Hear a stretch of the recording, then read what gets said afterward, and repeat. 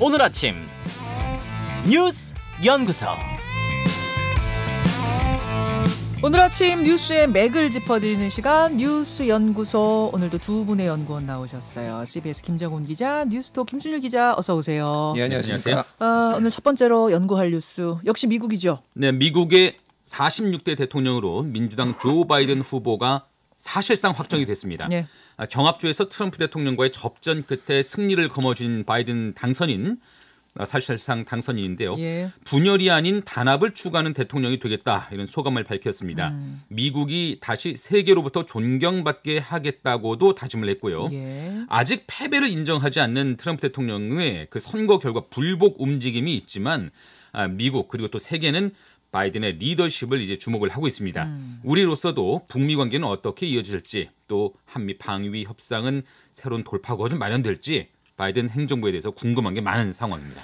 바이든 당선인이 이제 어제 승리 선언까지 했지만 트럼프 대통령의 반응은 여전히 가짜 승자 행세하지 마라 이거예요. 예. 일단 뭐 예전부터 그 대선 불복 시나리오가 있었고 그 시나리오대로 가고 있다라는 건데, 그게 이제 그 트럼프 본인이 예상했던 걸로 가기는 힘든 상황이에요. 왜냐하면은 2000년에 그 이제 엘고어와 조지 부시가 붙었을 때는 플로리다 한 주의 결과가 뒤집힘에 따라 누가 승자가 되는지 이렇게 결정이 됐지만은 네. 지금은 사실상 표 차이가 크게 났습니다. 경선 과정은 매우 박빙이었지만은 네네. 사실상 306명을 지금 확보한 것으로 보여요. 지금 현재 그대로 끝나면은 바이든이. 근데 이게 306명이 2016년에 트럼프가 확보한 거하고 똑같습니다. 그때도 306명이거든요. 네. 그렇기 때문에 이게 한두 개 주가 뒤집힌다고 해서 지금 될 수 있는 게 아니기 때문에 연방 대법원에 가서 뭔가 뭐 이렇게 연방 대법원이 할 수 있는 거는 누가 승리 뭐 이런 걸 할 수 있는 게 아니라 아무도 승자가 없으니 연방 하원에 가서 투표하시오, 이런 결정을 할 수가 있는데 너무 뚜렷합니다. 그렇게 하기는 지금 쉽지 않은 상황인 거잖아요. 뭐 거의 불가능하다고 봐야죠. 그리고 그렇죠. 공화당에서도 대부분 승복을 하고 있고, 뭐 조지 부시 전 대통령도 네. 결과는 정당했다, 과정은 정당했고 결과는 당연하다, 이렇게 얘기를 하고 지금, 그래서 트럼프 진영에서는 지금 아름다운 명예로운 퇴장을 할 것이냐 말 것이냐를 놓고 지금 백악관 내부에서 강하게 지금 의견들이 나오고 있는데, 이를테면은 그 자녀들, 트럼프의 자녀들 같은 경우에는 끝까지 가보자, 소송도 가보자, 뭐 이렇게 하고 있는 상황이에요. 트럼프까지. 근데 멜라니아 여사 같은 경우에는 이제 네.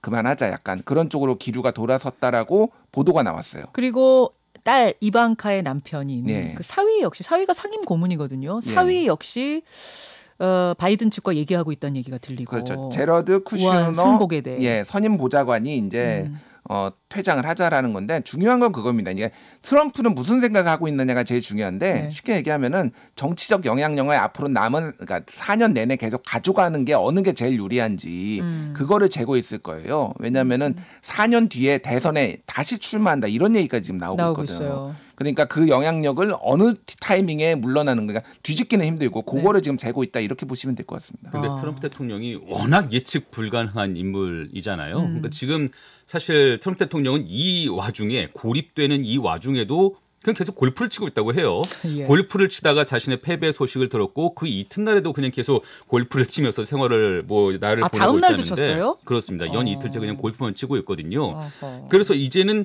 별별 가능성들도 언급이 되고 있는 상황이죠. 어떤? 만약에 1월 20일 날이 이제 새로 대통령이 당선자가 이제 새로 취임을 하는 날인데, 네.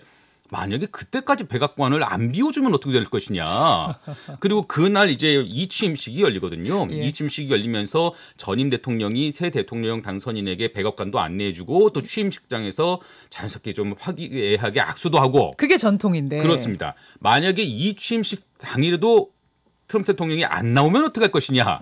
여러 가지 좀 우려들도 나오는 상황입니다. 뭐 근본적인 문제는 미국의 대선이라는 것이 어떤 선거관리위원회가 있어서 당선자에게 당선증을 주고 이런 제도가 아니에요. 그러니까 자연스럽게 패자가 패배를 인정하면서 선거가 종식이 되는 건데, 맞아요. 이 상황이 일어나지 않으면 네. 그럼 새 당선인이 취임할 때까지는 계속 국정 혼란이 없을 수가 없거든요. 그게 1월 20. 그렇습니다. 20까지 버티면 강제 퇴거 조치가 된다는 거죠. 바이든이 예. 이와 관련해서 올 초에 인터뷰를 한 적이 있어요. 대선 불복하면 어떻게 할 거냐, 만약에 예. 트럼프가. 그러니까 군대를 보내서 에스코트 하겠다. 에스코트에서 내려나오겠다. 이런 얘기를 내가 들어가고 데리고 나오겠다. 올 초에 그런 얘기를 한 적이 있어서 좀 지켜봐야 될 것 같습니다. 어떻게 될지. 그렇게 가진 말아야죠. 그러니까 그렇게까지는 가지 말아야 되는데 어쨌든 그런 얘기까지 인터뷰를 한 적이 있어요. 예. 그래서 이제 트럼프 주변 특히 공화당 사람들은 트럼프만 바라보는 게 아니라 계속 정치를 해야 되는 사람들이잖아요. 근데 이런 식으로 계속 지저분하게 가면 안 되겠다 싶어서인지 모르겠습니다만 웬만하면 우리 승복하자 이렇게 지금 설득을 하고 있다는 거죠. 예, 전체적으로 공화당 분위기는 그렇는데 트럼프는 본인의 정치적 이유 때문에 지금 버티고 있다 이렇게 보시면 될 것 같고.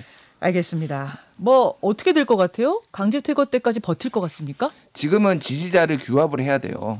트럼프 입장에서는. 그리고 지금 검찰 수사도 있습니다. 그러니 검찰의 수사가 정치 검찰이다, 부당하다 이런 것까지 계속 이제 지지자들한테 얘기를 해야 되는 상황이라서. 탈세와 관련된 수사죠. 뭐 여러 개가 있습니다. 여러 개가 있고요. 뭐 개인 탈세 얘기까지 나오고 있기 때문에 그런 것까지 다 수사가 들어가면은 본인은 억울하다라고 이제 지지자를 규합하기 위해서는 지금 아직 더 메시지를 좀 강하게 보낼 필요가 있다. 이렇게 내부에서 판단하는 것 같아요. 아무튼 뭐 깔끔하게 끝났습니다라고 여러분들께 얘기는 못 드립니다만 이미 당선인이라고 미국의 모든 언론들이 부르고 있는 상황에서 바이든이란 사람에 대해 좀 알아볼 필요도 있을 것 같아서 오늘 1부 인터뷰를 준비하고 있습니다. 함께 하시고요. 두 번째 뉴스로 넘어가죠. 네, 검찰 개혁의 마침표 아니면 또 잠자는 폭탄이 될 수도 있는데요. 고위공직자 범죄수사처 누가 그 수장이 될 것인가를 두고 오늘 1차 후보 추천이 이루어집니다. 드디어 오늘 후보 추천이 되는 거예요? 1차요. 1차. 예. 일단 후보 추천위원 7명은 구성이 된 상태죠. 위원장인 법원행정처장, 네. 그리고 법무장관, 대한변협회장은 당연직 위원이고요. 네. 여야 추천 각각 2인씩 그렇게 해서 총 7명입니다. 그 7명이 각각 5명까지 그러니까 전체로 봐서는 35명까지 추천을 할 수가 있어요. 네. 하지만 지금 모두 인물난 속에서 고민이 큰 것으로 보입니다. 인물난이 있는 거는 왜 다들 안 하겠다고 해서 그런 거예요? 아니면 뭐예요? 이 얘기는 조금 더 이따가 좀 자세히 말씀을 좀 드릴 예정인데 일단 네네. 절차부터 말씀을 드리면 오늘 1차 후보 추천이 이루어지면 실무지원단이 기초 자료를 마련하고 이를 바탕으로 추천위는 13일에 심사를 벌입니다.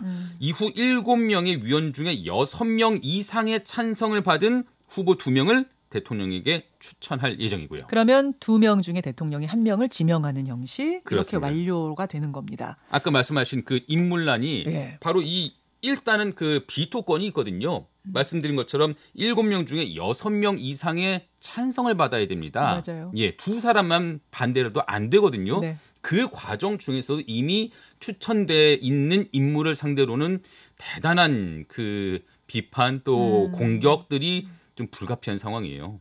여야를 상대로요. 거기에 내 이름이 올리는 게 싫다는 인물들이 꽤 많은 거죠. 법조인들 중에. 근데 일단은 후보 자격 자체가 대단히 좀 까다로워요. 조건이 까다롭습니다. 네. 말씀을 드리면은 공수처장 후보 만약에 판사, 검사, 변호사일 때 그 경력이 15년 이상인 동시에 정년을 넘기면 안 됩니다. 또 검사와 대통령 비서실 소속 공무원은 퇴직 후 각각 3년과 2년이 지나야 돼요. 네. 그리고 말씀드린 것처럼 누가 더 중립적이고 네. 공정한 후보가 아니면은 비토를 받을 것이거든요. 네. 이 조건 자체가 일단 대단히 까다롭습니다. 게다가 공수처장 우여곡절 끝에 된다고 해도 정치적 부담이 상당하다는 거 이거 상당히 부담스러워할 것 같아요. 그렇죠. 예, 그러니까 지금 추천 과정에서의 어떤 뭐 이제 문제점들, 뭐 어려움들 이런 게 있을 테고 그 다음에는 청문회를 어쨌든 해야 됩니다. 해야 돼요. 청문회에서 소위 말해서 만신창이가 될 가능성이 있어요. 네. 지금 뭐 계속 그래 왔잖아요. 소위 말해서 탈탈 털리는. 탈탈 털려서 영혼까지 털리는. 그러니까요. 네. 그럴 가능성이 있고 세 번째는 또 정치적으로 뭐 숨만 쉬어도 여당, 야당에서 다 뭐라고 할 테니까 이게 그리고 3년이거든요. 네. 그럼 대선까지 이어지는 거예요. 그러면 대선에서의 중립성 문제, 뭐 수사를 했네 안 했네 하면서 엄청나게 양측으로부터 공격을 받을 가능성이 있기 때문에 지금 그래서 이론적으로는 35명까지 추천을 할 수가 있는데 지금 15명 뭐 될 수 있느냐 이런 얘기까지 나오고 있어요. 그 정도로. 1차 추천에 15명이나 될까 말까 이러고 있을 정도예요. 15명에서 많아야 진짜 많아요. 20명. 그러니까 35명은 다 안 될 것이다라는 얘기가 나올 정도로 인물난을 지금 겪고 있다. 사실은 후보군이 많아야 거기에서 옥석도 가리고 좋은 인물을 더 추천해낼 수 있을 텐데 이거 모아지지 좋지 않는다니 좀 걱정이네요. 이게 여느 장관 요새는 그 장관 그 장관 장관으로 추천만 돼도 인사청문회 때문에 두려워서 못 나선다는 거잖아요. 다 고사한다면서요. 근데 공수처장은 말씀하신 것처럼 네. 대단히 그 논쟁이 되는 그런 기관의 수장이에요. 앞으로도 좀 여러 가지 숙제들을 좀 가지고 가야 되는. 그러다 보니까 대단히 좀 저 같아도 사실 이게 누가 받을까 싶은 생각이 좀 드는데 네. 이러다 보면 결국은 그럼 양쪽에서 비토를 받지 않을 결국은 무색무취한 인물이 되지 않을까 하는 생각도 합니다만은 사실 이거는 여당으로서는 받기가 좀 어려워요. 지금 여당으로서는 아시는 것처럼 감사원장이든 검찰총장이든 우리가 좀 믿고 맡길 사람을 지명을 했더니 보내놨더니 이게 우리 생각대로 아니네 이런 좀 사례가 있기 때문에 여당으로서는 확실한 우리 사람이 아니면은 불안하다라는 생각이 있을 거고요. 또 반면에 야당으로서도 마찬가지겠죠. 예. 저쪽에 편향된 사람이라면 절대 안 절대로 된다. 받을 수가 없는 그런 상황입니다. 쉽지 않아 보이네요. 공수처장 임명까지가 뭐 예상했지만 예상보다 더 쉬운 길은 아니네요. 근데 이렇게 된다면은 공수처장을 그 수장을 계속 못 뽑는 상황이 이어진다면은 공수처법을 다시 바꿔야 되는 거 아니냐, 조건 자체도 좀 다시 손봐야 되는 거 아니냐 이런 논란으로 번질 수도 있거든요. 그렇기 때문에 또 배가 산으로 갈 수도 있고요. 그래요. 오늘 뭐 지켜보겠습니다. 세 번째 뉴스 넘어가죠. 네, 코로나19 상황도 짚어봐야 되겠습니다. 네. 어제 발표된 하루 신규 확진자 수 143명으로 전날 89명보다 큰 폭으로 뛰어올랐습니다. 예. 앞서 신규 확진자 수는 사흘 연속 세 자릿수를 기록하다가 두 자릿수로 떨어졌나 했는데 다시 급증을 한 거예요. 이게 주말 검사자 수는 평일의 절반 정도 수준임을 감안하면은 그 심각성을 아마 더 잘 아실 수가 있을 겁니다. 예. 사회적 거리두기 체계는 지난 주말부터 기존 3단계에서 5단계로 세분한 뒤에 현재는 생활 방역인 1단계거든요. 근데 코로나19 확산세가 계속될 경우 1.5단계로 격상할 수 있다는 게 방역 당국의 설명입니다.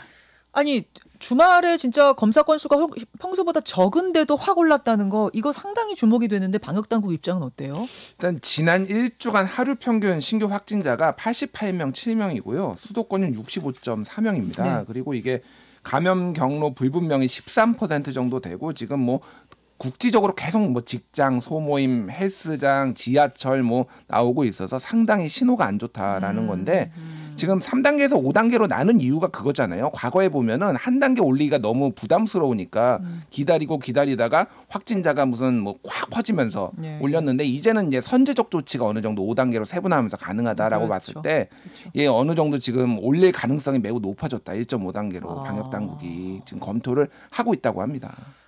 여러분 그 수도권이 특히 심상치가 않습니다. 지금 하루 확진자 144명까지 확 늘어난 거 특히 수도권 분들 조심하셔야 됩니다. 정말 조심하셔야 됩니다. 이번 주 중요하네요. 1.5단계 격상도 검토 중.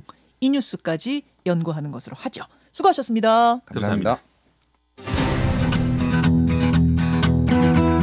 김현정의 뉴스쇼는 청취자 여러분의 참여로 이루어집니다. 트위터, 페이스북, 레인보우 게시판, 그리고 단문 50원, 장문 100원의 유료 문자 샵 1212, 우물정 1212 통해 참여하실 수 있습니다. 김현정의 뉴스쇼, 여러분과 함께 만듭니다.